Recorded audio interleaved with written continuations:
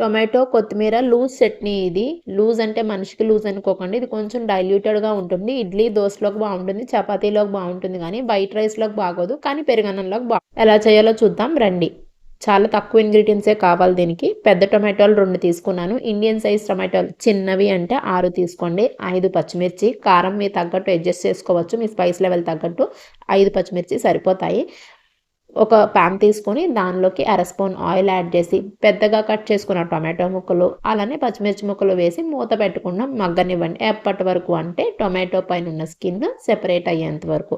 ఇది 5 to 6 minutes పట్టిద్ది మగ్గడానికి. Medium ఫ్లేమ్లో పెట్టి కుక్ చేసినప్పుడు ఎప్పుడైతే స్కిన్ సెపరేట్ అయిపోతుందో అప్పుడు స్పూన్ సాయంతో ఇలా స్మాష్ చేసేస్తే 90% టొమాటో కుక్ అయిపోయింది కాబట్టి ముక్కలు అయిపోతుంది. ఇప్పుడు దీనిలోకి ఒక గుప్పెడు కొత్తిమీర వేసుకుని స్టవ్ ఆఫ్ చేసేసారనుకోండి, గట్టి చట్నీ రెడీ అవుద్ది. కానీ చట్నీ లూజ్ చట్నీ కదా, నేను స్టవ్ ఆఫ్ చేయకుండా టొమాటోలో ఉన్న జ్యూస్ బయటకు వచ్చేంత వరకు మగ్గనిచ్చాను. ఎప్పుడైతే వాటరీగా కనపడుతుందో అప్పుడు స్టవ్ ఆఫ్ చేసేసి కంప్లీట్గా చల్లారించిన తర్వాత దీనిలోకి 3/4 స్పూన్ సాల్ట్ వేసి బాగా కలిపాను.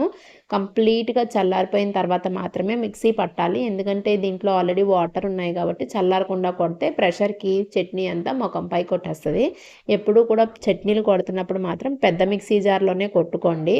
ఎందుకంటే బయటకి స్పిల్ అవ్వకుండా ఉంటుంది. ఎప్పుడైతే కంప్లీట్గా చల్లారిపోయిందో పెద్ద మిక్సీ జార్లోకి ట్రాన్స్ఫర్ చేసి దానిలోకి 3/4 స్పూన్ పచ్చి జీలకర్ర కూడా వేసి విప్ మోడ్లో రన్ చేశాను. నాకు కచ్చాబచ్చాగా కావాలి కాబట్టి, మీకు స్మూత్గా కావాలి, ఫైన్ పేస్ట్గా కావాలి అంటే నార్మల్గా బ్లెండ్ చేసుకుంటే సరిపోతుంది. టొమాటో బయట పడిపోలేదు కాబట్టి తీసి వేసేస్తున్నాను.